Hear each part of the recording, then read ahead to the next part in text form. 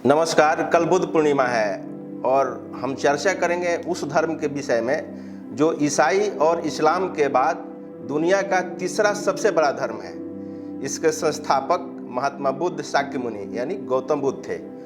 गौतम बुद्ध का जन्म शाक्य गणराज्य की तत्कालीन राजधानी कपिलवस्तु के निकट लुम्बिनी में हुआ था, जो अभी वर्तमान में नेपाल में है। पिता राजा सुजोधन और माता माया देवी के घर ये पले बढ़े थे। उनका बचपन का नाम सिद्धार्थ था, लेकिन गौतम गोत्र में जन्म लेने के कारण उन्हें गौतम के नाम से भी पुकारा जाता था। गौतम के जन्म के 7 दिन बाद ही उनकी माता माया देवी का निधन हो गया था। इसके बाद उनका पालन पोषण उनकी मौसी यानी सौतेली माँ और सुजोधन की दूसरी पटरानी महाप्रजावती गौतमी ने किया। गौतम बुद्ध के जन्म समारोह को आयोजित किया गया तब उस समय के प्रसिद्ध साधु दृष्टा आसित ने एक भविष्यवाणी की थी। वह भविष्यवाणी यह था कि यह बच्चा या तो एक महान राजा बनेगा या एक महान पथ प्रदर्शक बनेगा। उन्होंने गुरु विश्वामित्र से वेद और उपनिषद की शिक्षा प्राप्त की। यही नहीं, वेदों की शिक्षा के अलावा उन्होंने कुश्ती, घुड़दौड़, तीर कमान जैसी कला को एक क्षत्रिय की भांति भली भांति से परिपूर्णता से सीखा। कम उम्र में शिक्षा दीक्षा ग्रहण करने के बाद गौतम का विवाह मात्र 16 वर्ष की आयु में कोली वंश की कन्या यशोधरा से हुआ। उनके पिता ने सिद्धार्थ के लिए भोग विलासिता का भरपूर प्रबंध किया हुआ था। उनके लिए 3 ऋतुओं के आधार पर अलग अलग 3 महल बनवा दिए गए थे, जहां नाच गाना से लेकर मनोरंजन की संपूर्ण व्यवस्था थी। इसके साथ ही हर समय दास दासी सेवा करने के लिए तत्पर रहते थे। परंतु ये सब व्यवस्था सिद्धार्थ को सांसारिक मोह माया में नहीं बांध सका और उस मोह माया के जाल से वो अलग हो गए। एक बार जब बसंत ऋतु में सिद्धार्थ बगीचे की सैर पर निकले, जब उन्हें सड़क पर एक बूढ़ा आदमी दिखाई दिया।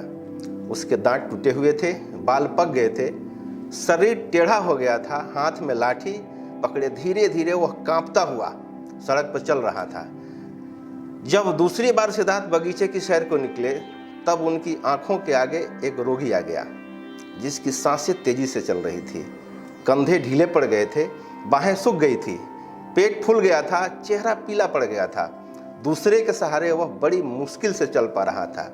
तीसरी बार जब सिद्धार्थ को सैर करते हुए एक अर्थी दिखाई दिया, जहां 4 आदमी कंधा देते हुए अर्थी उठाकर आगे जा रहे थे। पीछे बहुत से लोग रो रहे थे, कोई छाती पीट रहा था, कोई अपने बाल नोच रहा था।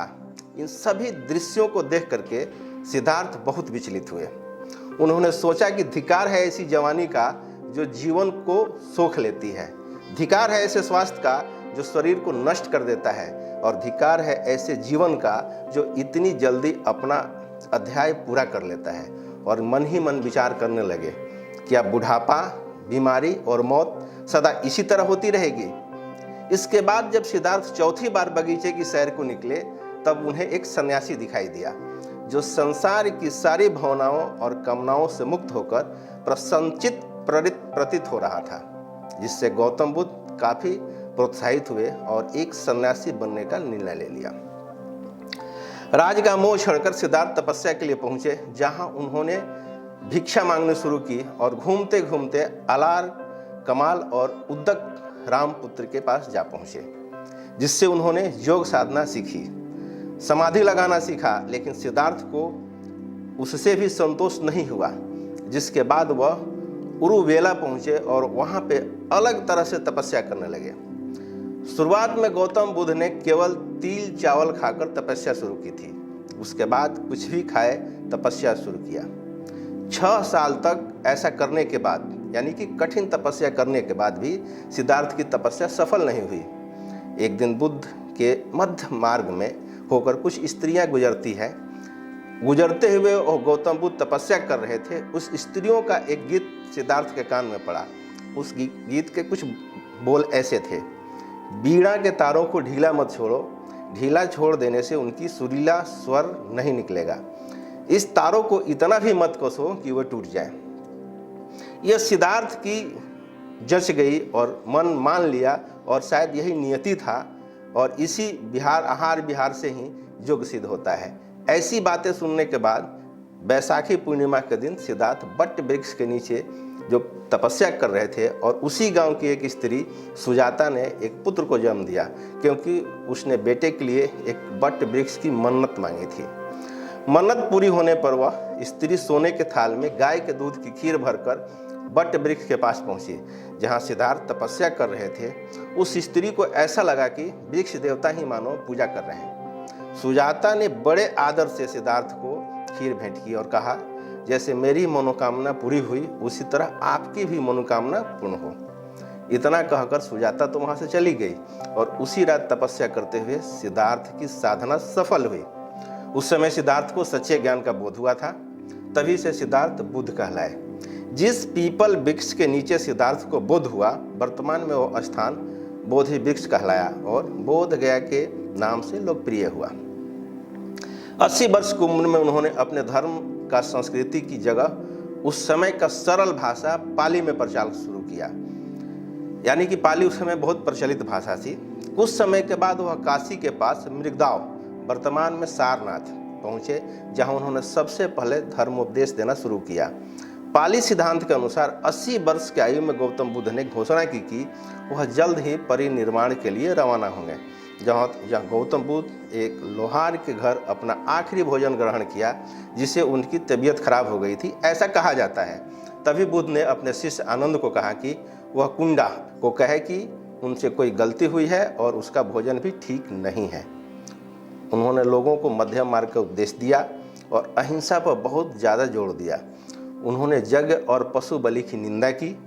बुद्ध के उपदेशों का सार कुछ इस प्रकार है: अग्निहोत्र तथा गायत्री मंत्र का प्रचार, ध्यान और अंतर्दृष्टि, मध्यम मार्ग का अनुसरण, 4 आर्य सत्य, अष्टांग मार्ग जो सबसे प्रमुख है बौद्ध धर्म के लिए। गौतम बुद्ध ने बहुजन हिताय, लोक कल्याण के लिए अपने धर्म का देश विदेश में प्रचार करने के लिए भिक्षुओं को इधर उधर भेजना शुरू कर दिया। इसके अलावा अशोक आदि सम्राटों ने भी विदेशों में बौद्ध धर्म के प्रचार में अपनी अहम भूमिका निभाई। मौर्य काल तक आते आते भारत के अतिरिक्त बौद्ध धर्म चीन, Japan, Korea, Mongolia, Burma, Thailand, Hind, Sri Lanka आदि में फैल गया। इस देशों में बौद्ध धर्म बहुसंख्यक धर्म के रूप में है। भगवान बुद्ध की तपोस्थली श्रावस्ती पर भी थोड़ा सा चर्चा कर लेते हैं। तथागत भगवान बुद्ध ने अपने जीवन काल के सर्वाधिक 14 वर्ष श्रावस्ती में बिताए थे। यहीं से उन्होंने दुनिया को सत्य, अहिंसा व शांति का संदेश दिया। श्रावस्ती में ही भगवान शंभवनाथ और चंद्र प्रभु का जन्म हुआ। जैन धर्म के प्रवर्तक महावीर स्वामी का भी 4 कल्याणक भी यही हुआ था। मर्यादा पुरुषोत्तम राम के पुत्र लौ की राजधानी भी श्रावस्ती ही थी। इसका जिक्र रामायण के उत्तरकांड 1 और 22 में मिलता है। श्रावस्ती पुरी रम्या श्रावस्ती च लवस्य च तथा वायु पुराण में अंक 88 198 में है। इसमें लिखा है कि उत्तर कौशल्य राज्य से लवस्य च महात्मनः श्रावस्ती लोक विख्यात कुश वंश निबोधित। श्रावस्ती का जिक्र महाभारत आदि पर्व के 201, 3, 4 में भी है। इसके अलावा हरिवंश पुराण के अध्याय 11, 21, 22 में, मत्स्य पुराण के श्लोक संख्या 12 और 30 में भी श्रावस्ती का उल्लेख है। बुद्ध शरणम गच्छामि बौद्ध धर्म को जानने वालों के लिए मूल मंत्र है। इसकी 2 और पंक्तियों में संघः शरणम गच्छामि और धम्म शरणम गच्छामि भी है। बौद्ध धर्म की मूल भावना को बताने वाले ये 3 शब्द गौतम बुद्ध के शरण में जाने वालों के लिए बहुत बड़ा अर्थ रखते हैं। आज चूँकि स्थितियाँ बहुत बदल गई है और सब कोई एक दूसरे से लड़ रहा है, इस समय अगर सबसे ज़्यादा ज़रूरी है तो भगवान बुद्ध के उन बातों को अध्ययन करने का उन्होंने अहिंसा के लिए सबसे ज़्यादा जोर दिया। आज हम थोड़ी देर के लिए देखें 100 किलोमीटर की दूरी तय करते हैं जिसमें 10 जगह झगड़ा मिलता है, और हम घर से ऑफिस तक जाते हैं उसमें 5 जगह झगड़ा मिलता है। लेकिन शायद अगर भगवान बुद्ध के पथ पर चला जाए तो ये सब दूर हो सकता है। इसी के साथ फिर मिलेंगे। नमस्कार।